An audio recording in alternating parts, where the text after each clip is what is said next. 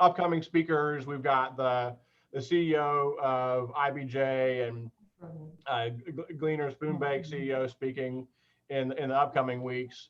But now I'll go ahead and turn it over to Lamita, who will introduce Don Knebel from Barnes and Thornburg. Pleasure to Don Knebel. I've known. Oh, sorry.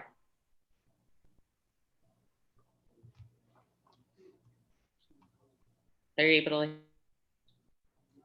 And we are losing your audio just a little bit, Lamita.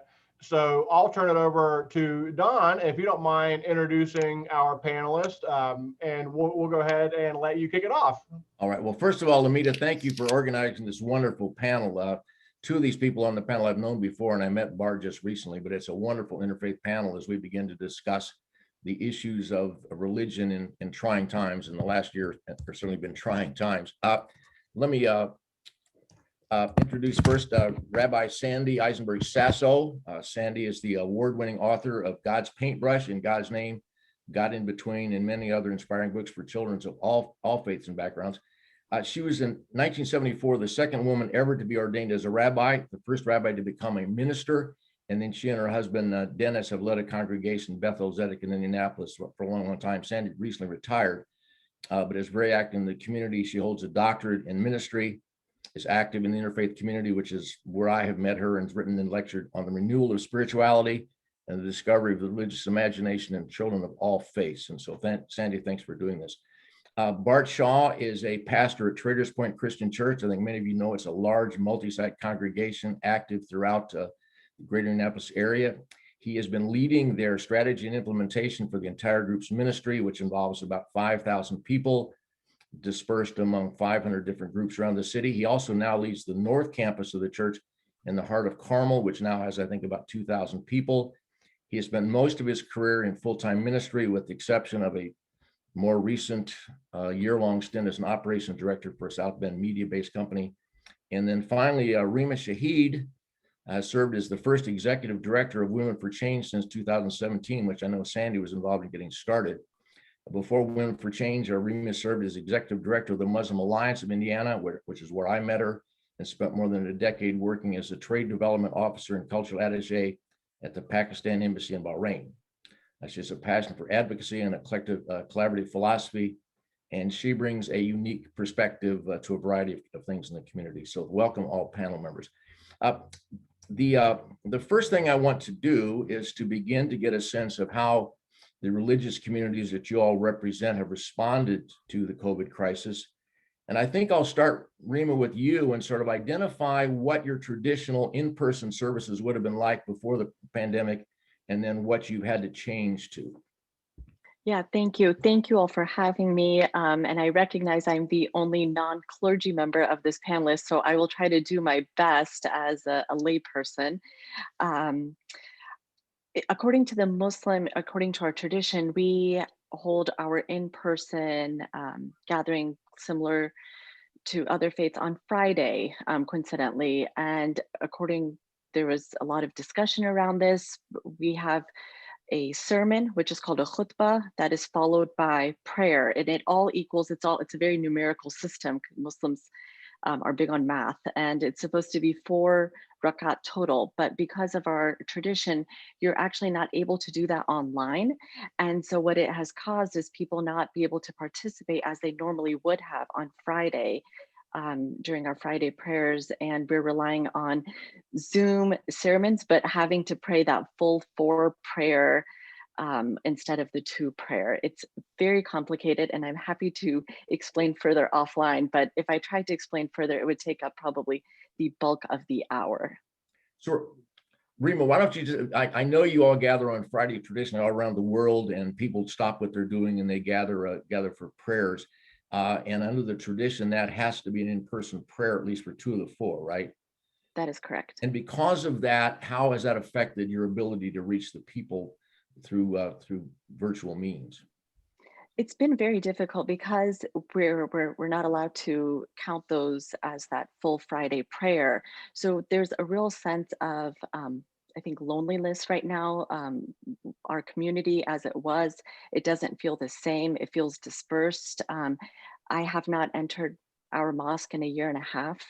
And that's really, really difficult. So there's a lot of loneliness. We also went through the month of Ramadan during COVID. And I know that there's been a lot of people that have gone through a lot of religious traditions that have gone through holidays, but that breaking of our fast, breaking bread, which really unites all of us, we've really missed, and it feels very lonely right now. Maybe you can tell people who may not know, how many mosques are there in this area? There are quite a few mosques in this area. Actually, what people would be surprised to know is that the first mosque that was built in Indiana was built around 1920. And that was built in the northeast part of the state. But here within central Indiana, there's over 25 mosques within central Indiana. So how's this affected your ability to have funerals, the inability of people to get together? Funerals have been very, very difficult. Again, funerals is something where we would, as many people as possible would come and attend a funeral. It is a big part of our faith to show up and pray for the deceased.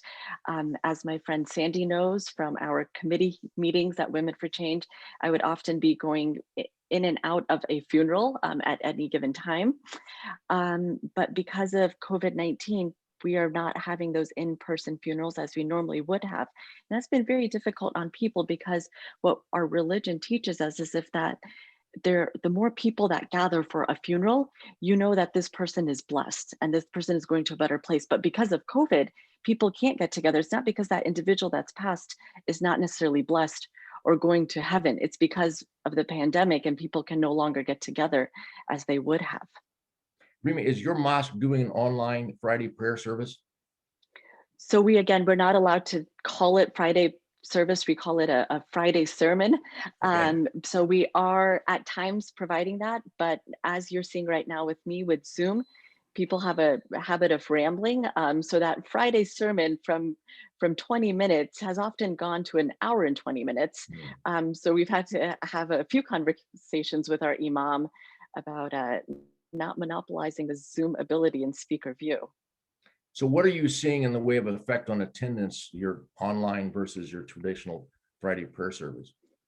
During Friday prayers and during, especially during the month of Ramadan, there would be no place to stand. There would be so many people in our mosques. If you think of professionals that can just kind of pop out during that lunch hour and other time other than Ramadan, but over Zoom, because you don't have that community, you're not technically, it's not considered a Friday prayer, attendance is very, very low. Rima, I'm not sure everybody on this in this meeting will know what Ramadan is and how you typically would break the fast. So why don't you tell what a traditional Ramadan month would be compared to how you've had to do it now? Absolutely. So Ramadan is the 9th month of the Islamic calendar. We go by a lunar calendar. So every year the time changes a little bit as to when the month is. And from sun up to sundown, we are not allowed to eat or drink. The question that people always have on their mind is not even water. And the answer is not even water. So we cannot have food, drink, we can't chew gum. For those that are smokers, they can't smoke. You can't have adult relations at that time, intimate relations. And then after the sun goes down, we are allowed to break our fast at that time. So we can eat and drink. It is also during the month of Ramadan is when we believe that the Quran was revealed to the Prophet Muhammad by angel Gabriel or Jibrail. During the last 10 days. And again, I'm gonna call on my friend Sandy. She knows that during the month of Ramadan, we try to finish the Quran. And so we have these nighttime prayers, it's called Tarawih. And that goes from 9-10 p.m. to let's say 12 a.m. midnight. But we were not allowed to do any of that during this time. All right. So Sandy, it sounds like she's calling on you, but why don't you tell the group what your traditional service would have been like, and then how you've had to change that since the pandemic began? Well, our traditional service, of course, would be in the synagogue. Our Sabbath begins on Friday evening at sunset and continues through Saturday evening. We would have Friday evening services in our building at the synagogue, and we would also have Saturday morning services there. Of course, we had to change that given the pandemic. And my husband, Dennis, who actually, I'm retired, he's still at the synagogue, but he says we did common things in uncommon ways. Or we did ordinary things in extraordinary ways. So we took our services and we put them online. We have Friday evening services online and Saturday morning. When things got a little better with the pandemic, the clergy would go to the synagogue on Saturday morning and project the service from the synagogue so people could see the building, so we could take out a Torah and do the reading. But we didn't have people there, except when we had a bar bat mitzvah, which is the ceremony for, reaching religious obligation at the age of 13. Then we allowed the immediate family to come into the sanctuary with the clergy, no more than 10 people masked, and we were able to conduct the service from the sanctuary, and then it was projected on, live as well as Zoom. So we were able to have people from around the country say the blessings over the Torah. So there are usually 7 people who do that. So we would bring up the Zoom and they could participate.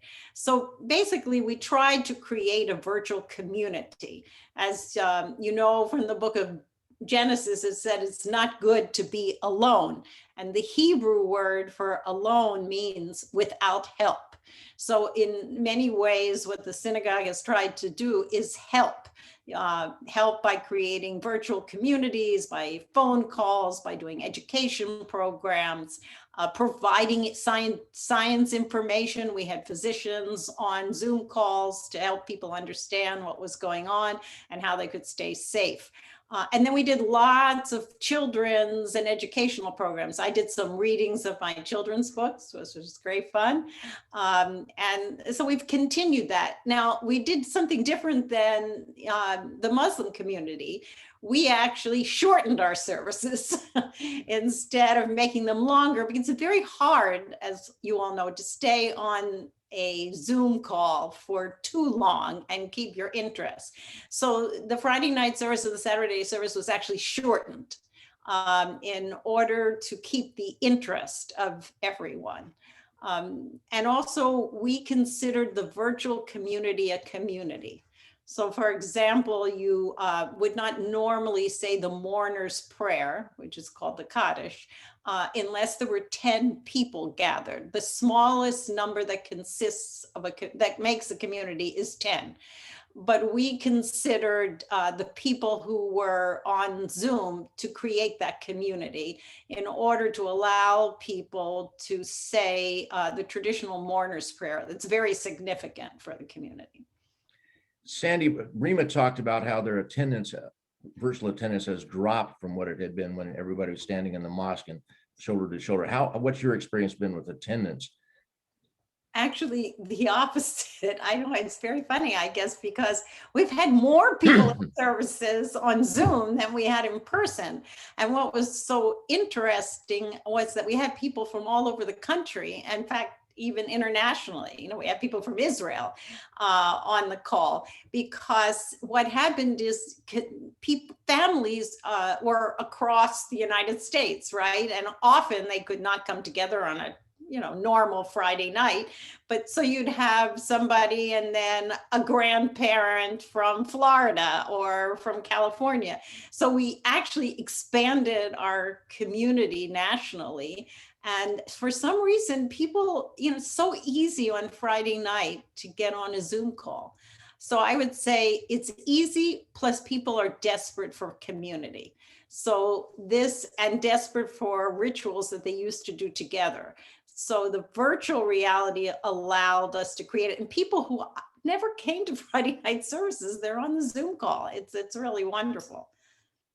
So I know you all have the High Holy Days a couple of weeks in either September or October. And you fill the synagogues, I know, probably very, very full. How did you handle the high holy days this year? Well, we had virtual services, but we had the clergy and about 10 people from our board be in the sanctuary.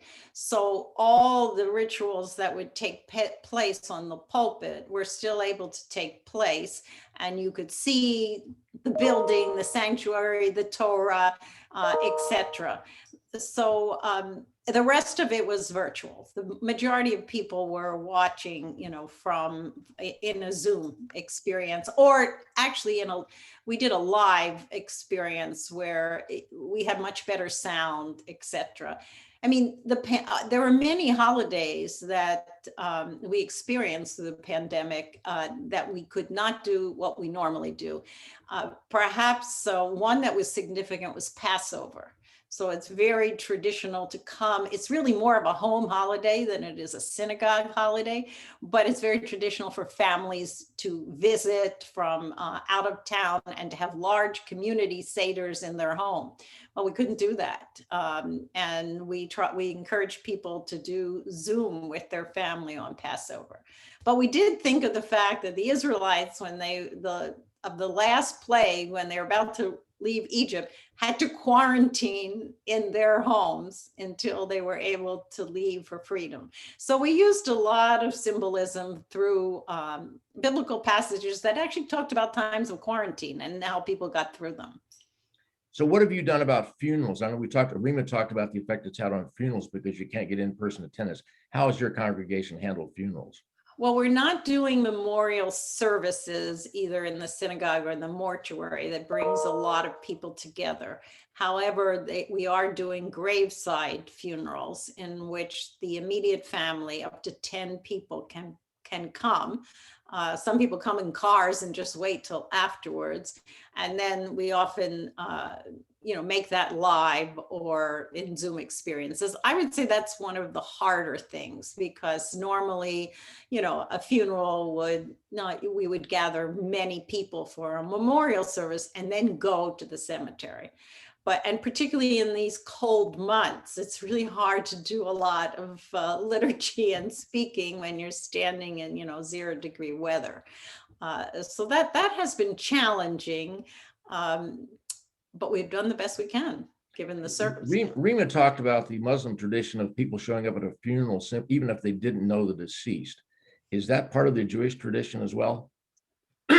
Well, anybody is welcome at a funeral, but it's usually people who have some connection either to the deceased or the family.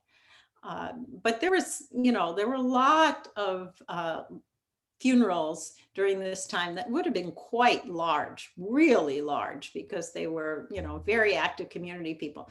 And that just didn't happen. I participated in a funeral just by speaking on Zoom in order to say a few words. And I when I couldn't be a place, I would send material. But we've had more funerals this year than we've had in a long time. There were probably like 21, 22 funerals since the pandemic started. Have you lost people to COVID? Some, yes. Some of the funerals have been to COVID, and some have not. But yes, that contributed to the increase in deaths in the congregation and community. Is Beth-El Zedeck still following those rules? Just no more than 10 people in the building? We are still following those rules. Yes. We haven't yet reevaluated. We want to see where things go. Our primary concern is to keep people safe. And, we rely heavily on the scientific and medical community to make our decisions. So the decisions, we reevaluated them with some experts in infectious diseases. We always talk to them. What do you suggest we do under these circumstances? Same thing happened with a wedding. How do we handle that? And we've always looked to the scientific community to make our decisions. Great.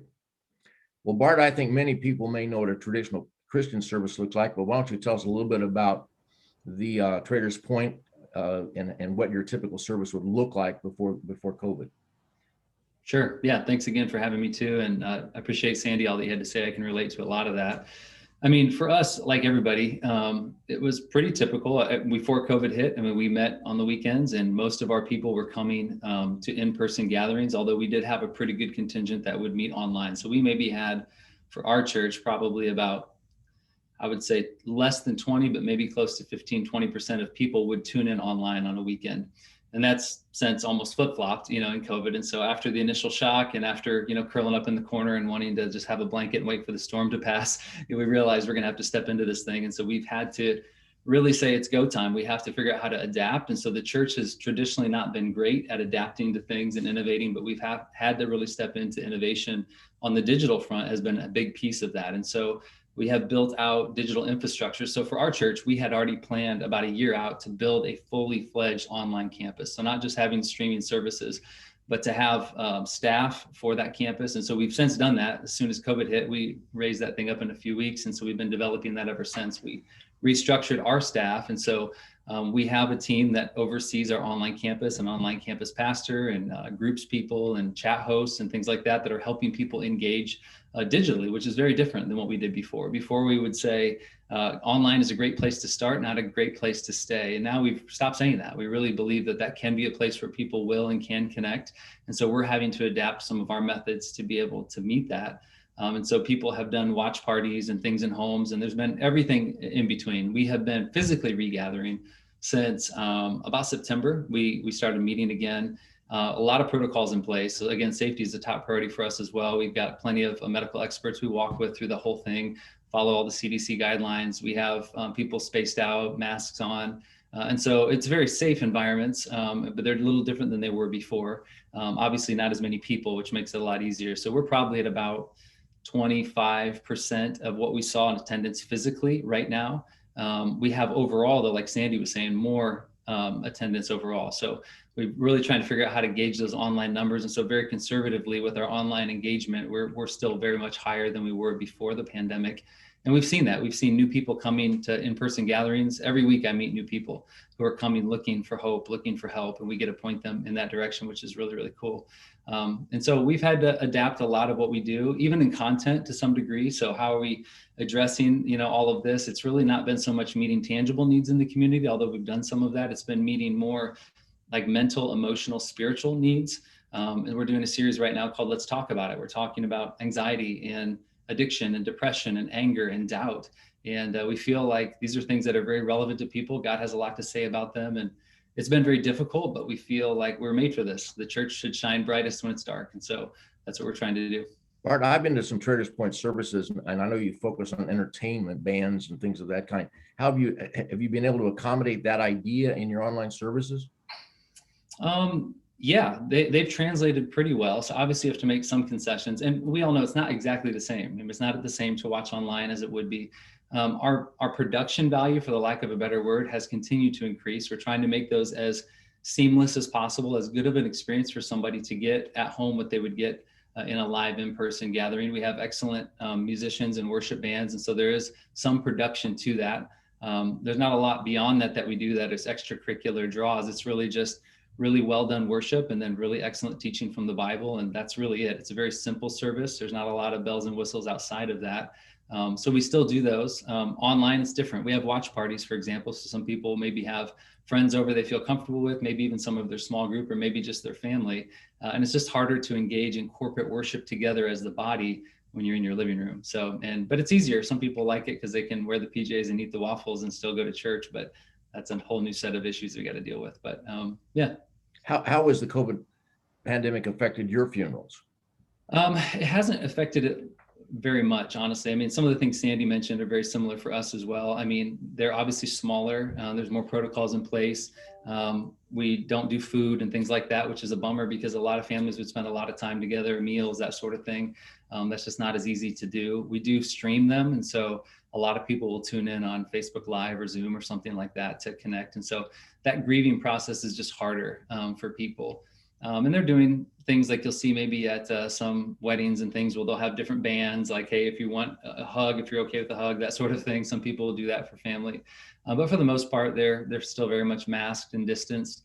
And so we've had probably about the same number of funerals that we normally have.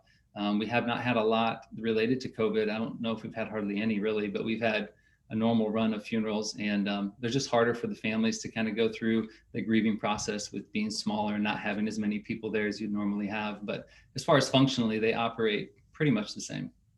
I think your congregations typically have communion every Sunday. How do you accommodate that virtually? Yeah, virtually is hard because most of our people are online. So for those that are in physical gatherings, we still have portable, disposable, bread and cup type of thing that we have people with gloves and baskets that hand them out individually to people that want them, so they're not having to grab out of a basket. This is the only change we've made there. And so we still pass those out every week at all of our services. Online, we really haven't figured out a good way to do that yet. We also want to be able to explain it to some way, in some context for people. And so sometimes groups will have adopted that, and they'll come pick some up at the church and they'll take communion together, or they'll just grab common elements that they have in their home and celebrate the Lord's Supper together like that. But yeah, online, it's been hard to replicate for that large crowd of people. It's just been one of those things we haven't been able to really quite nail down all the way yet. You talk about, Bart, trying to maintain community in the face of all of this. Talk a little bit about these watch parties as to how that is affecting your ability to maintain community. Yeah, it's a piece. It's not the answer, but in the midst of not being able to gather physically, we tried a lot of things. And so we did, of course, like phone calls. A lot of people did that, old school phone calls, utilizing technology, Facebook groups, drive-through, food drives. We did parking lot gatherings as well throughout the summer. So we had larger, really spread out live worship, a little bit of devotional prayer for a lot of stuff that was happening in our city at the time. Baptisms all throughout. We baptized people in portable baptistries out in our parking lots all summer. And we had 40 people this weekend that we baptized. That God is still doing things to get a hold of people's hearts. And a lot of that comes from the online crowd, maybe from their groups as well. And so groups is really our primary vehicle.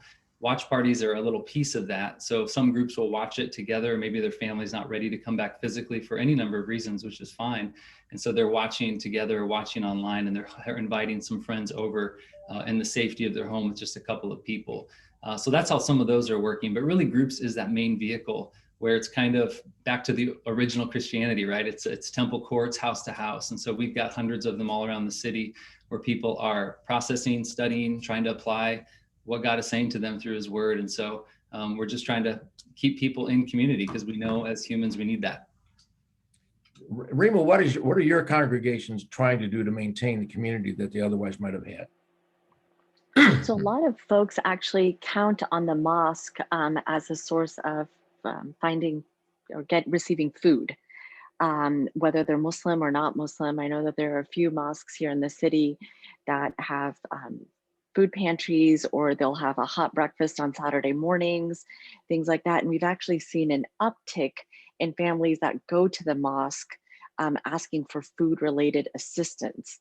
So that's one way that, and we're doing it drive-by style where they just come in and pick up supplies and they go. There's also quite a few Muslim-owned restaurants in the city that have really suffered because of, the pandemic and some of the regulations that we had at that time. So we're trying to encourage people to pick those up and support local businesses and other places.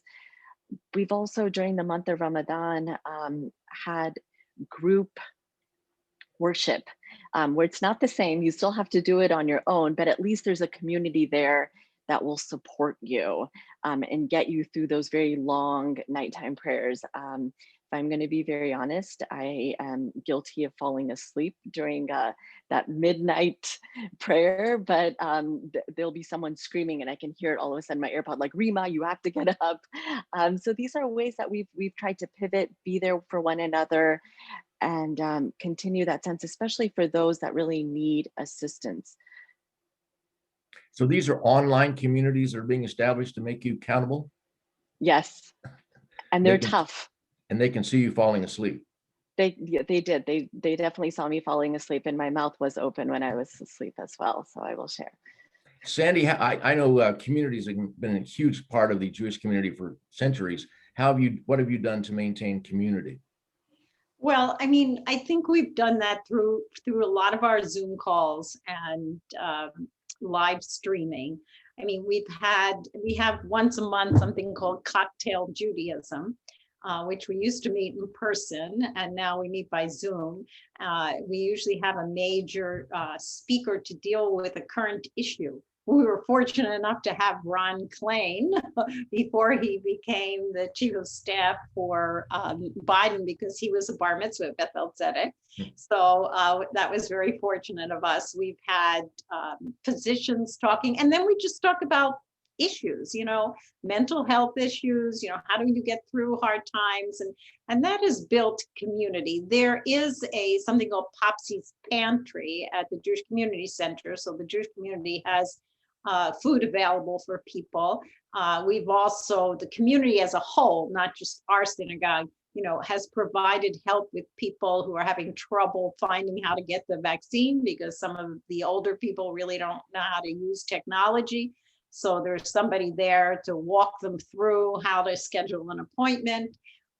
There's lots of resources. So because I'm a storyteller, if you don't mind, Don, this is the story I want to tell. So, there is, when Adam and Eve noticed the sun setting for the first time, they became afraid because, well, they thought it would never rise again. And they wondered how they could, they just assume everything would die. Without the sun, everything would die.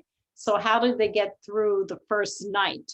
And the rabbinic tradition says God showed them two stones, two rocks, and they put them together and they made a spark. They hit them together and they made a spark and a fire.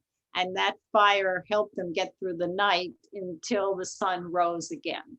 So I think I share that because I think what the congregation is trying to do is give those people two rocks. They aren't ideal, but we are helping people make a spark and find a way to build community and find resources to help them get through the night, because they know that ultimately the sun will rise again. We will have a time when we can gather.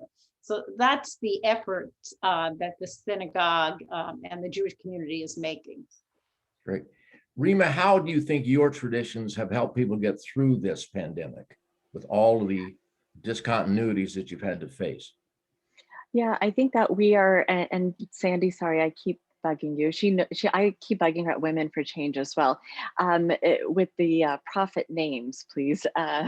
But we are reminded that this is not the first time in history that people have gone through struggles. We are reminded of Abraham and the struggles and the trials that God put Abraham through. We are reminded of Isaac and Ishmael, I believe. I'm really trying to remember them in English, and the trials and tribulations that they went through. We are reminded of Joseph. We believe in the Quran that Joseph was thrown in a well because his brothers were jealous of him, and how he came out of it. We are reminded of Moses and the trials and tribulations that were placed on him from Pharaoh or Pharaoh.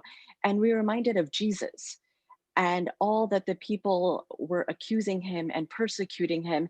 And we are also reminded of the trials and tribulations that Muhammad went through. And so when we are reminded of this, it gives us hope that although that these people were prophet, but this is not the first time in history that people have gone through extreme circumstances. And God always finds a way. He tests us. God tests us, yes, but he always puts us through this test, and we always get through these trying times together, and that's really helped. We also are reminded of the fact that, as I mentioned, the Quran was revealed to Prophet Muhammad when he was in his 40s.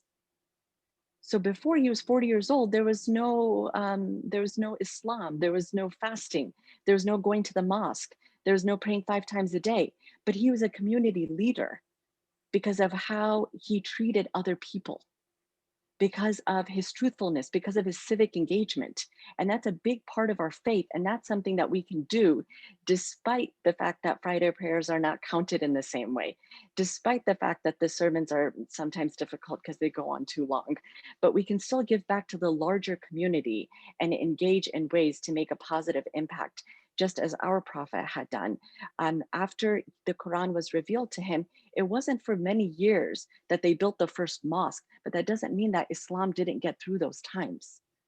It means that we kept building community despite the fact that there was no building for people to gather and congregate. And I think these traditions, these stories, and these examples are really what give us hope. Even as I'm talking now, you can see I'm standing a little bit more, sitting up straighter, because this is true.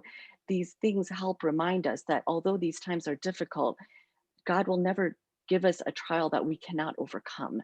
And that hope and that promise is what's getting us through this time. Are you sharing those stories with your children who can't imagine that they're going to ever get through this? Every single day, because if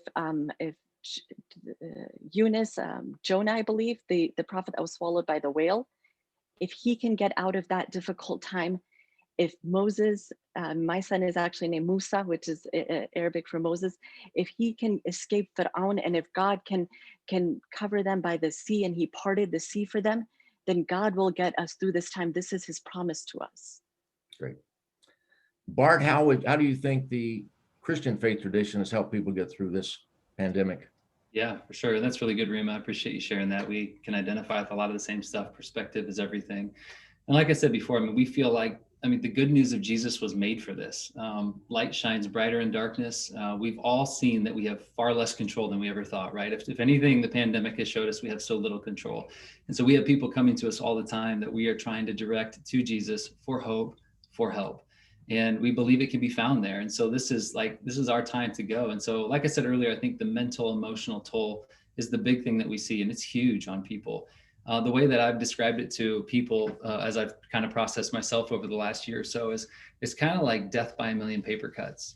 I sit here with people in my office over and over again, having these type of conversations. And here's the thing, if you break your arm, you got a box for that, right? Like, there's a process, you have to deal with it, you need to move forward, and there's steps along the way. If grandma dies, that there's a box for that. You have to deal with that grief. That's something that you have to deal with. But when it's all of these things that kind of come underneath the radar, and it's mask debates and vaccine debates and racial tensions, political tensions, a pandemic, all these things, there's no box for those things. And so I often have to remind people, like, look down and they see like you're bleeding out and you didn't even know it because you have death by a million paper cuts. And that's how a lot of people feel. And so we're trying to help empathize with them. We're trying to help point them to Jesus, who gives them hope. And so it changes everything. So we, in our view, that freedom, that forgiveness that's found in Christ is the worldview shift that allows us to see the pandemic very differently. And so we just keep pointing people in that direction. And that's where we see most of our help and fruit is happening, by just pointing people to God and his word. Well, I'm going to switch the subject now and get some questions. And we already have one that's come to me by chat. And I think the essence of the question is, even if we could, will we ever go back to the way it was before, or will we continue to do online services because of all the advantages we've seen? So Bart, since you're on the screen, you want to sort of pick that one up? Yeah, I think it's going to be different forever. I think initially we all thought this would be a storm, a little blip in the map that would pass us by. And I think as we've seen a lot more commentary and research of what we're facing, I think this will look back in the history books and see this as a shift, a major shift, a turning point. The digital age will once and for all be a part of humanity from this point on. And it's kind of forced our hand, it's forced us into that new reality. There's a lot of research that's come out recently on churches. The Barna Group in particular is one of them that has estimated that somewhere in the vicinity of 30% of churches will close in the next 2 to 3 years, which is staggering. It's heartbreaking. And I'm not sure how that goes across different faiths, but I know at least in the Christian faith that's a really strong estimation, is that many will close. They're already probably on that trajectory, and this has accelerated that. And so churches that don't adapt to the world that we're in will find themselves in that category.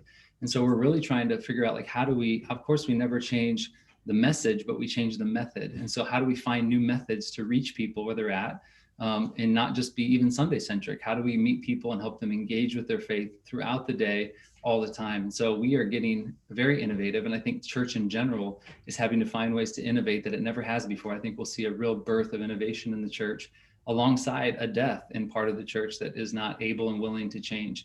And maybe the sun is setting for their ministry. And so that's a hard reality I think we'll see in coming years coming out of this. Sandy, do you see going back to the way it was before, or do you see a hybrid of some sort continuing? Yeah, I definitely think it's going to be change. We discovered that by doing virtual experiences, we can reach more people.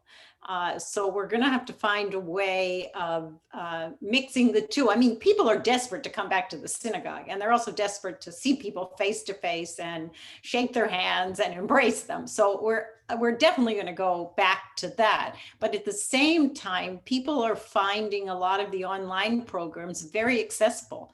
So we definitely are going to have to change. You know, I'm thinking of, Rima was mentioning a lot of biblical stories. So I was thinking the biblical story of Noah having been in the ark, which is very much like a quarantine experience. And actually we're studying this now with a group of artists for my religion, spirituality and arts program. And they spoke a lot about quarantine and what you bring in the ark and who doesn't get to come in the ark. Well, you know, how is it safe? And obviously, after the flood, the world changed, right? We look at things, I mean, the biblical text looks at things radically differently. So I'm thinking that, you know, we're in a kind of arc right now that's saving us, as hoping to save us, that when we leave, we're going to have to be a little bit different, definitely. And just to your other question, there is one of the most common verses in the Bible says, "Do not be afraid, for I am with you." So the sense is that there is something of the divine that stays with us, even during, you know, walking through the valley of death, walking through the valley of deep darkness, that there is another side. We walk through, we don't stay there. As Winston Churchill said, when you're going through hell, keep going.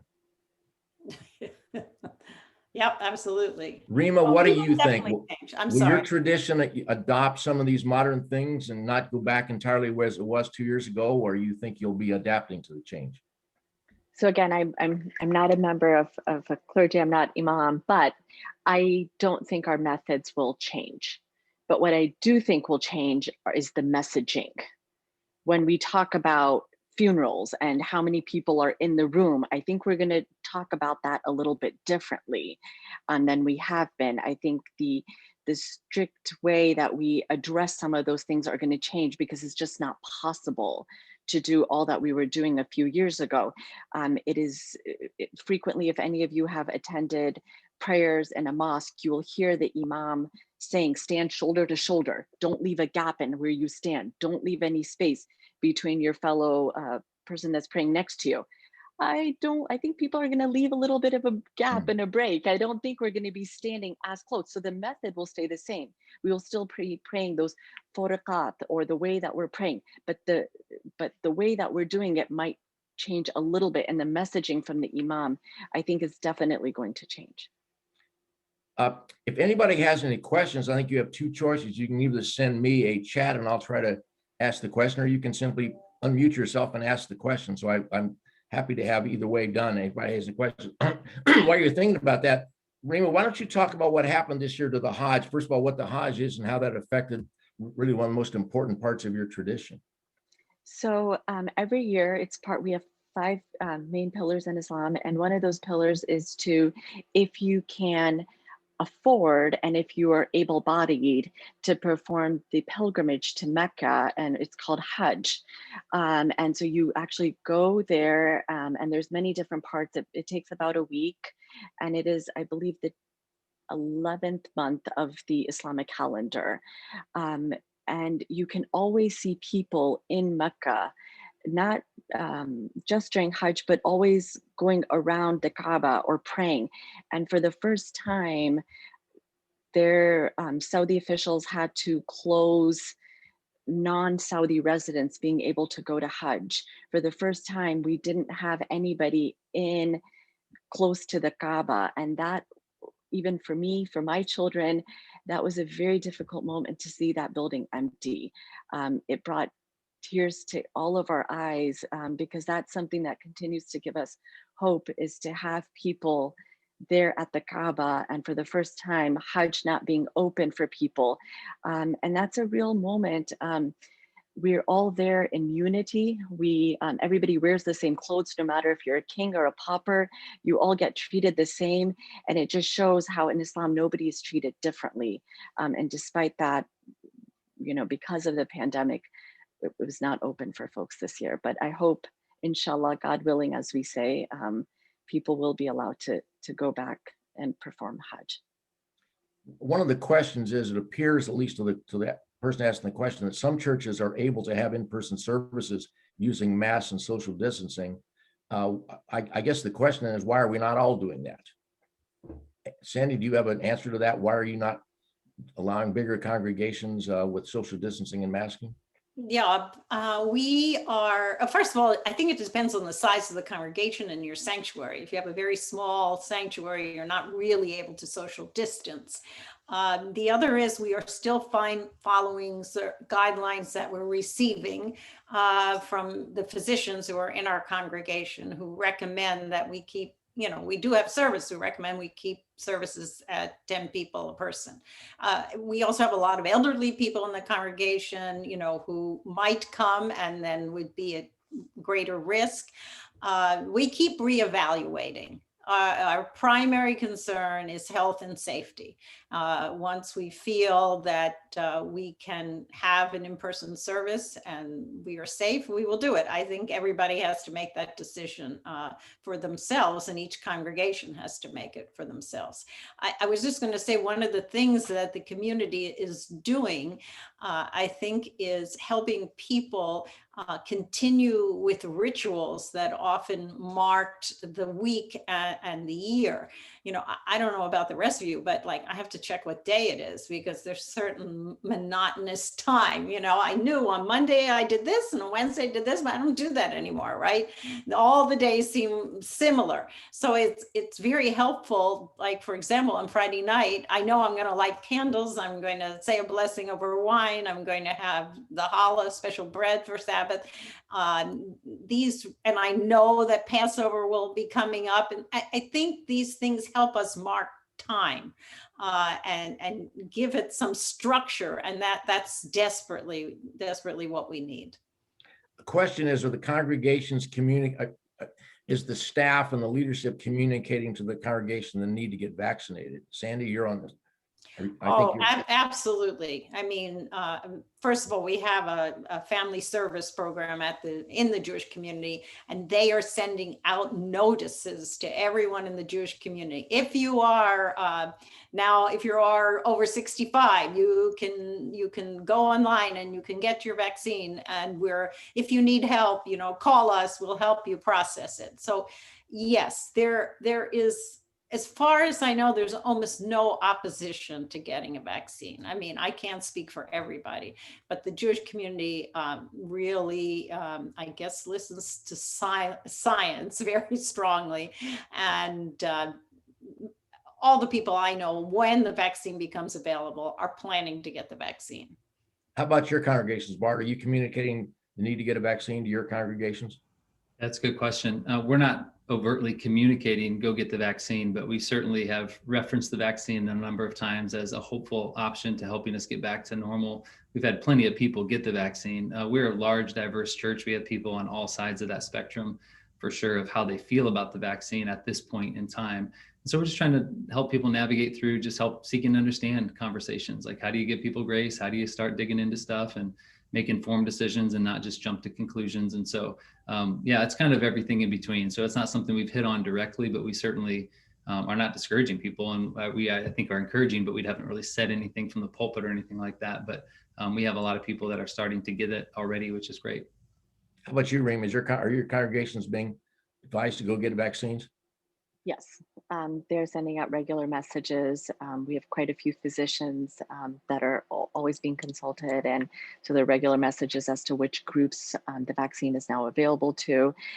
As Bart said, it provides us with a way to return to normal sooner. And so people are being encouraged to receive the vaccine, and there are regular updates that are being sent out. Eric, I don't know how much time we're allowed. I have one more question I could ask unless we're running out of time. One more question is great, Don. Thank you.